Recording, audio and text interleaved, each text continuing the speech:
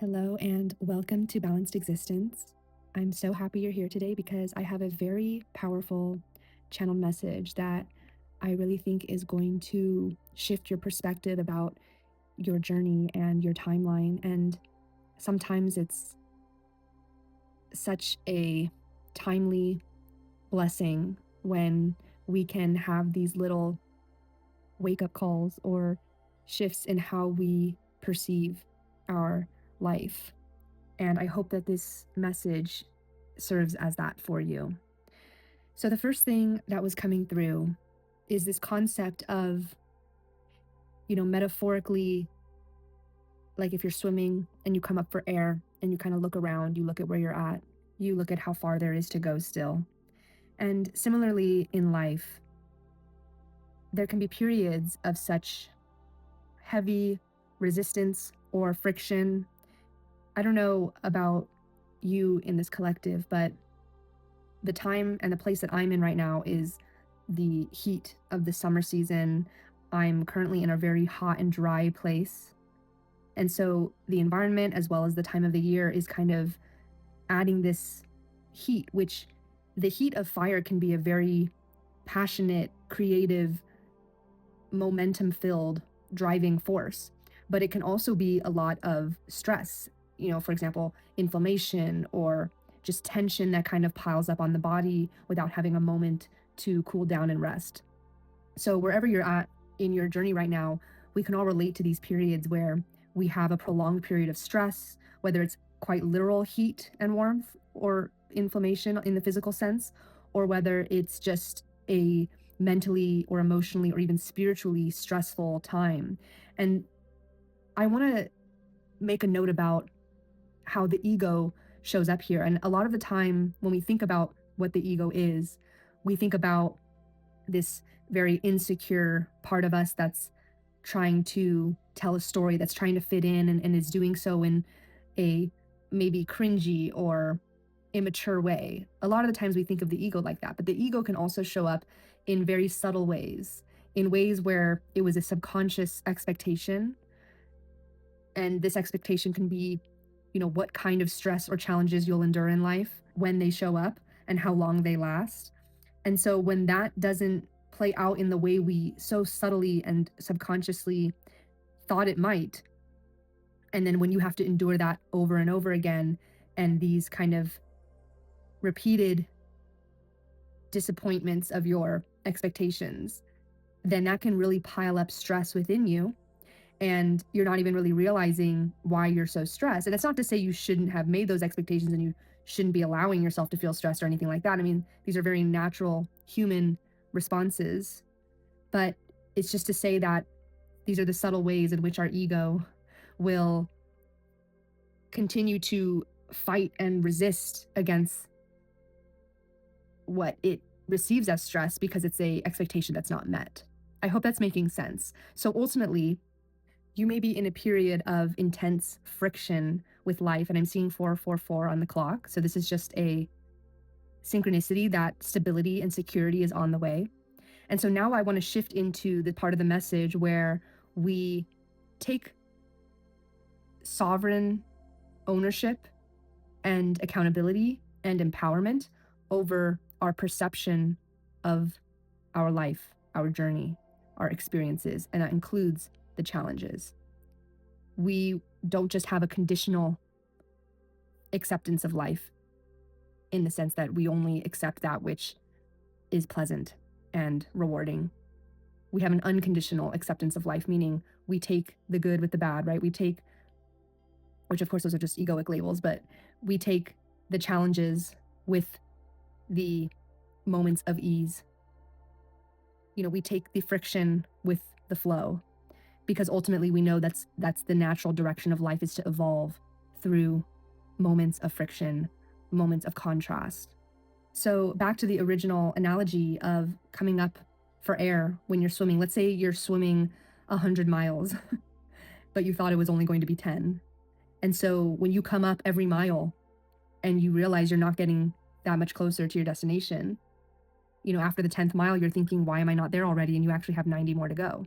But it's not to say you're not going to make it there. It's just to say that what you thought the journey was going to be ended up being different or longer or more difficult or challenging. And so it's easy on a surface level to say, just keep swimming, keep your head up, stay positive. But there's actually something very deeply critical about our perspective and how we get ourselves in these positions of, why is this taking 100 miles when I thought it was 10? And that's, of course, the ego that I was just speaking of. And so, there's not a black and white answer or solution or approach here. It's not to say that you should never have a prediction or any kind of expectation as to what your journey will entail. It's not to say that you should always prepare for 100 miles or to not even try to expect how many miles. Life is just so much more nuanced and undefinable than that. But it's to have the moment of complete unconditional faith. So again, you can come up for air, you can look around, you can take a breath.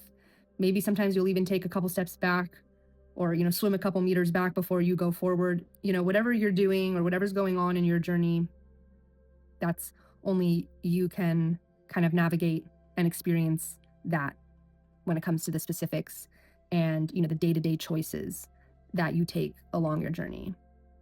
So again, if you need to come up for air, if you need to look at where you're at and assess where you're at, that's totally fine. But the wisdom here that is coming through this channeled message is how you spend that time when you've stopped for a moment and you've looked around and you're looking forward, you're looking back, you're reflecting where you're at.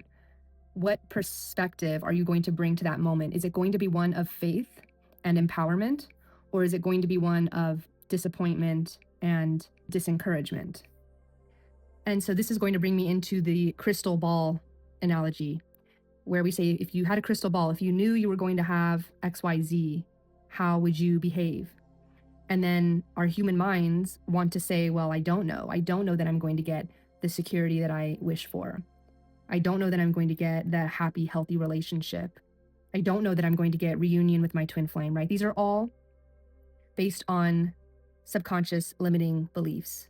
And our ego tries to associate those beliefs with real life evidence as to why they are true.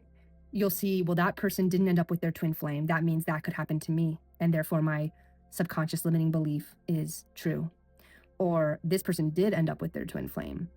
And therefore maybe that's possible for me. And therefore my subconscious limiting belief is not true. And I can replace that belief with a more empowering belief.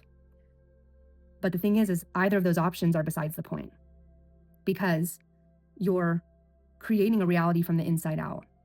You're creating your beliefs off of faith, and this is where the spirituality comes in. You're not creating your belief off of some external world evidence that you're then going to choose to believe that it applies to you. Does that make sense?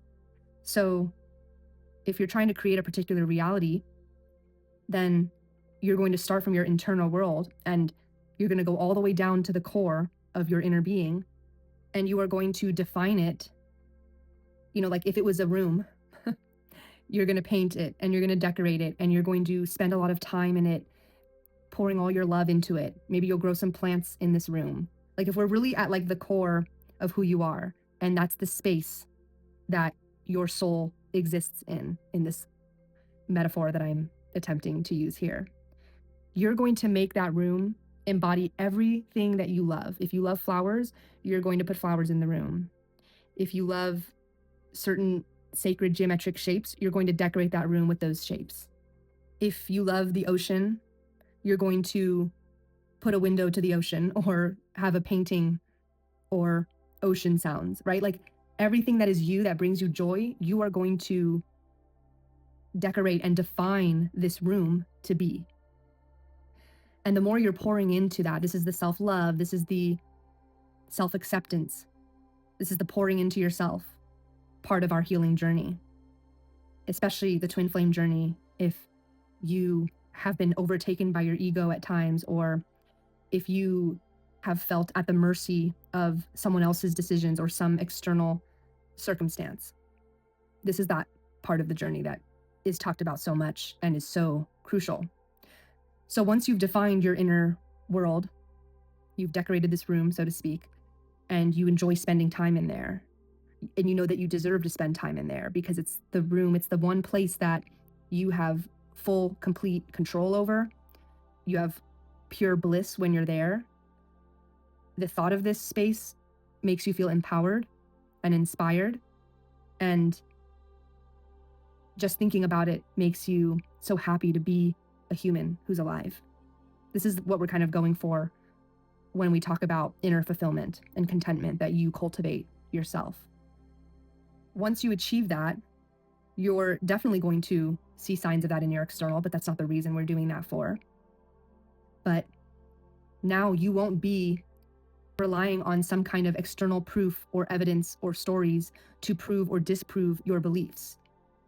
You've written your own beliefs and you've defined them how you want them to be.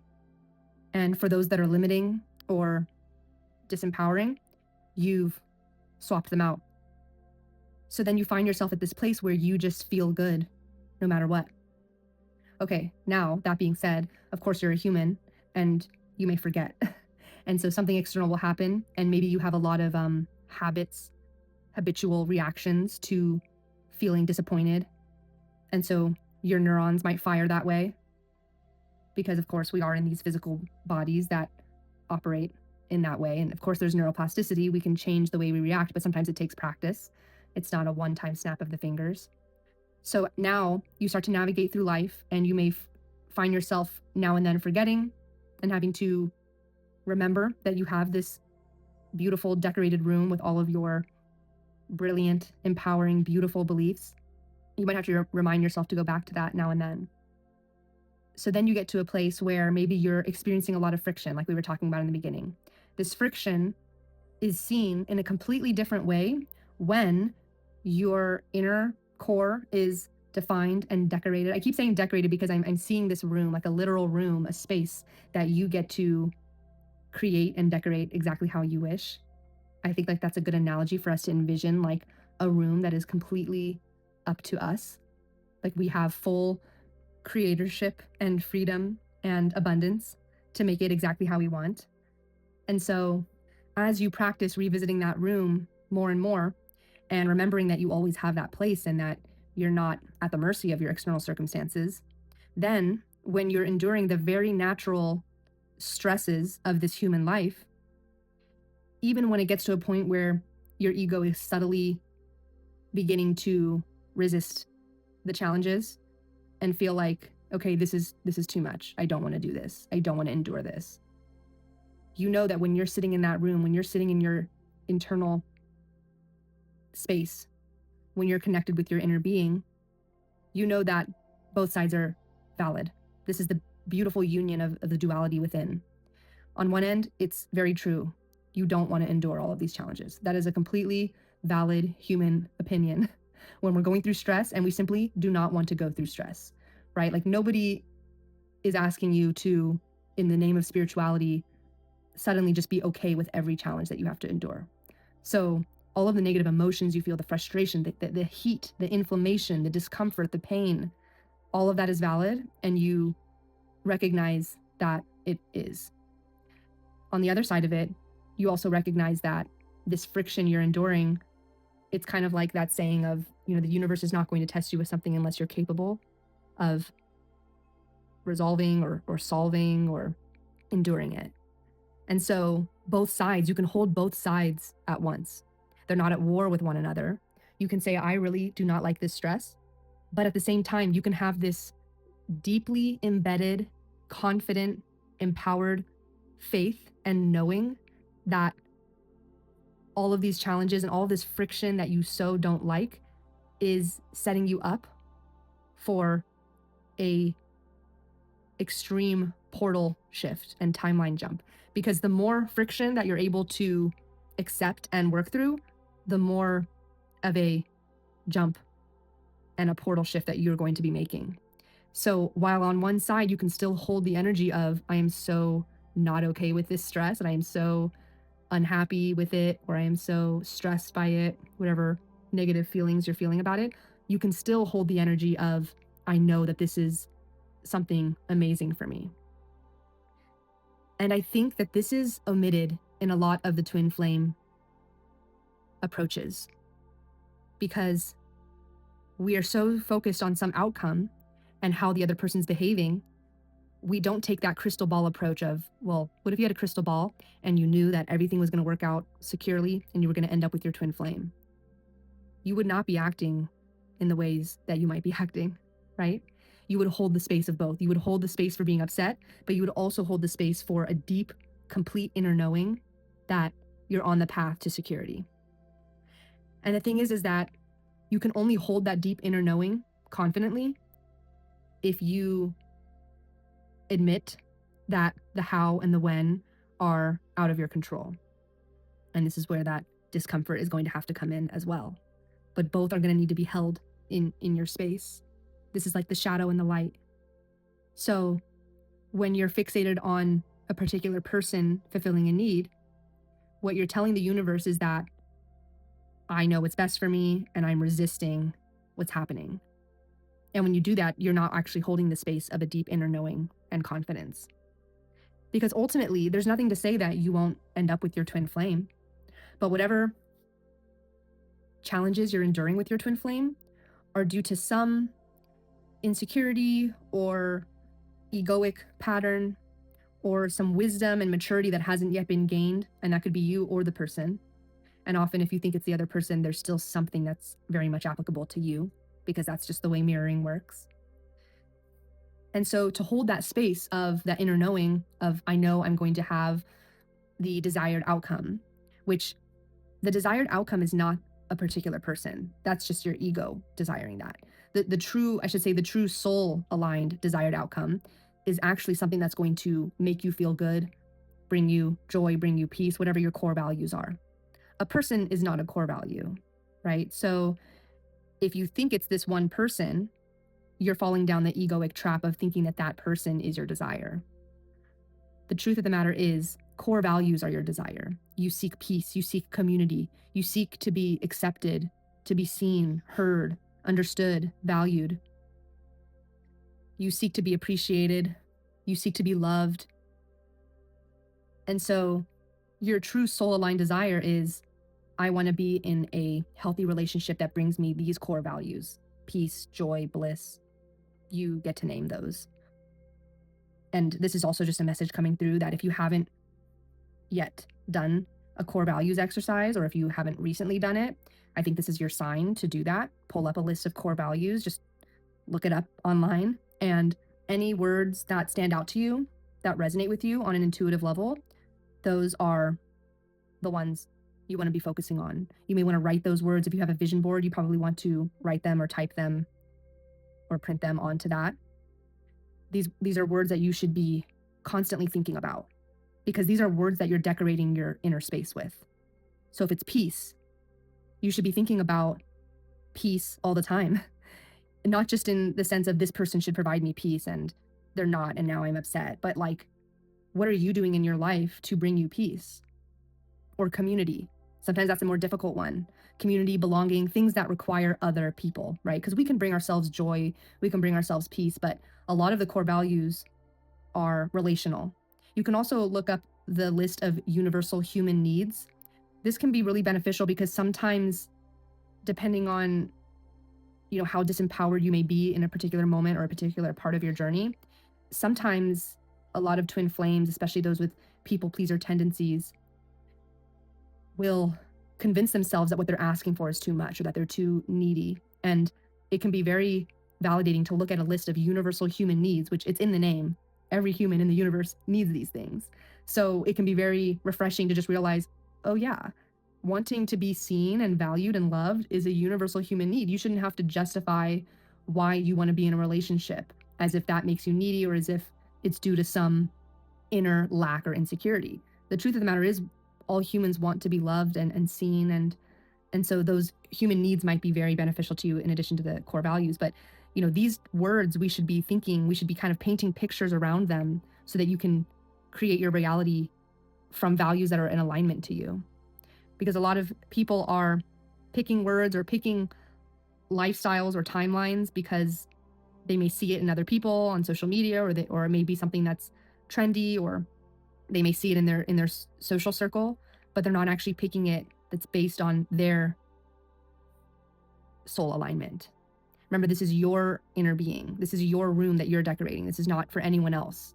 So you better make it very particular to you, because that's all you really have empowerment over in this life. And that's a lot to have empowerment over. It would be too much if you had to also handle someone else's inner being or to decorate their room. You only have one life and 24 hours in a day, and having your own inner being to take care of is more than enough. So when you're doing this exercise and you're thinking of all these needs, now you're realizing that the how and the when of, okay, this person is supposed to meet these needs is not the correct approach, because that's again that the egoic trap. So if you've created these, let's say you do this core values exercise and you realize that peace and joy and belonging are just top priorities for you, then you're going to realize that you need to be doing everything you can to create a reality, starting with your inner room and then moving outward in your decisions that you make in your physical reality. You're going to be needing to prioritize that which makes you feel a sense of belonging. And so if you're having disputes or challenges with your twin flame or the person you're dating or your friendships or your family that make you feel like you don't belong, then in alignment with your core values, you need to pivot. Because again, all you have empowerment over is your own navigation of this life.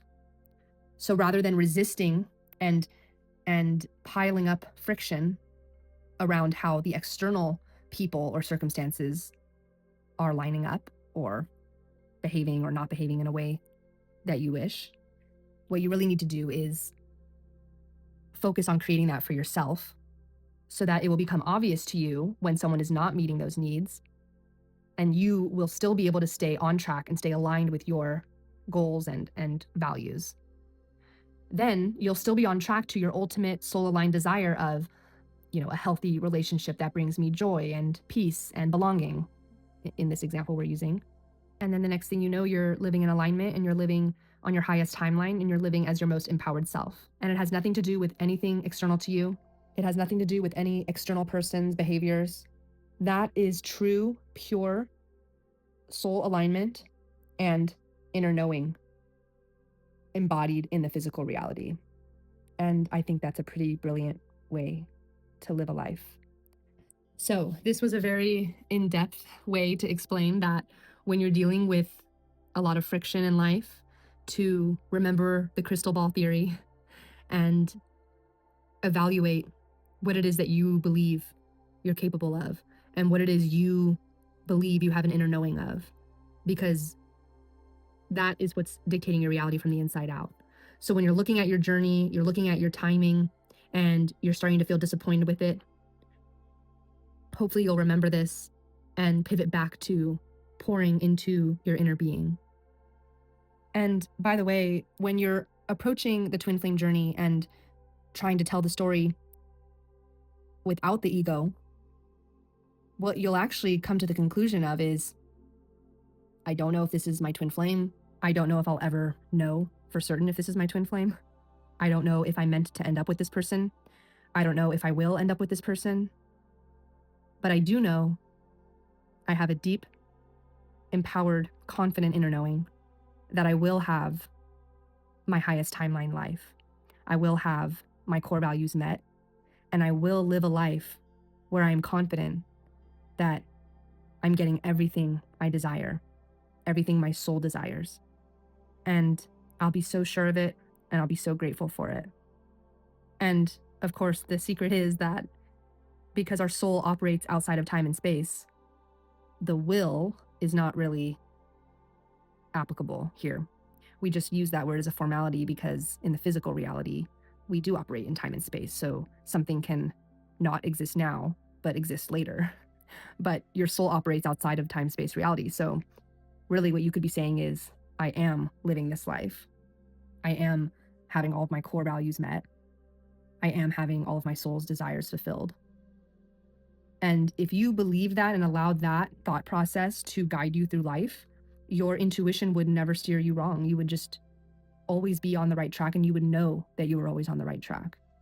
And I think that kind of security, going back to that 444, That's security that a lot of people hope for and are looking for. And all they need to do is practice cultivating it within. There's one more thing I want to say about timelines, which is in relation to what I said about how our soul does not operate within time and space. So if you were to personify your soul and talk to your soul like you were talking to a person, just for the sake of this metaphor, the energy of your soul, the energy of your inner being. And if you had a conversation with your soul about the purpose of this twin flame journey, we all have different meanings that we assign to it for some purpose that fits our soul's journey, right? Your soul would tell you it doesn't really matter if this desire is met in 5 minutes or in 5 years or in 5 lifetimes. And that can be kind of crazy to wrap your head around, because for a lot of us, it can be easy to spiral into, when are they going to text me back? Oh my gosh, I want them to call me back right now. And we have this urgency that our ego spirals into. Or maybe you've known someone for multiple years and you're realizing how disappointed you are in this timeline because you would have expected it to have happened sooner. And even across a timeline of years, we can feel this dragged out.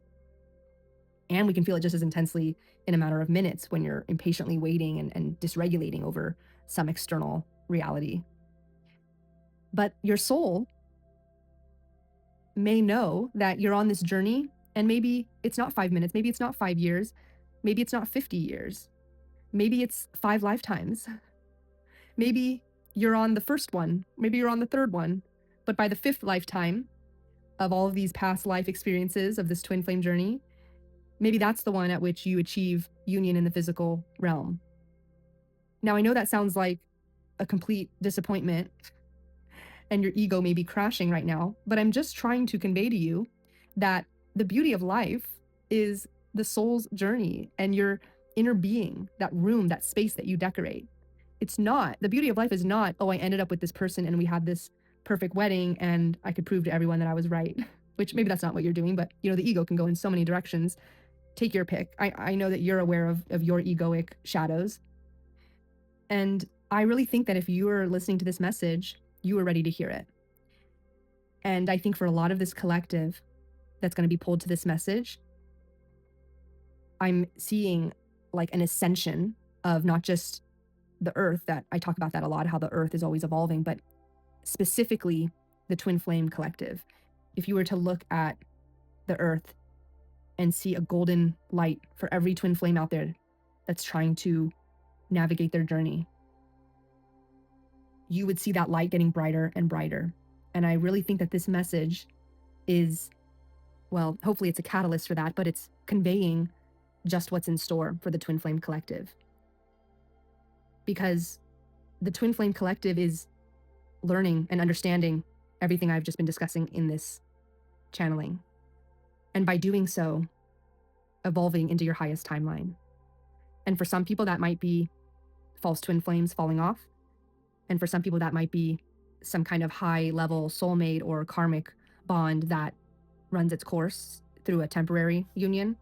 Or it could be a twin flame. It could be a permanent reunion. It could be any possibility of outcomes. But I really think that the spiritual twin flame collective is going to start realizing just how insignificant, those predictions are.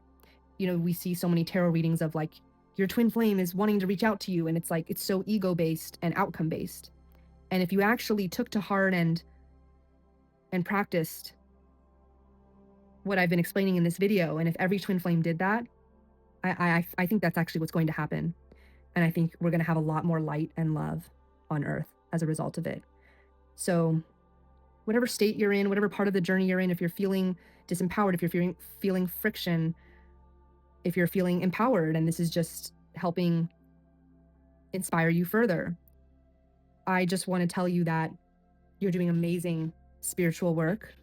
And I hope you can tap into that feeling of fulfillment, feeling proud, and feeling encouraged to keep moving forward. And as always, I would love to hear from you in the comments if anything resonated. Thank you so much for listening, and I will see you on the next one. Bye.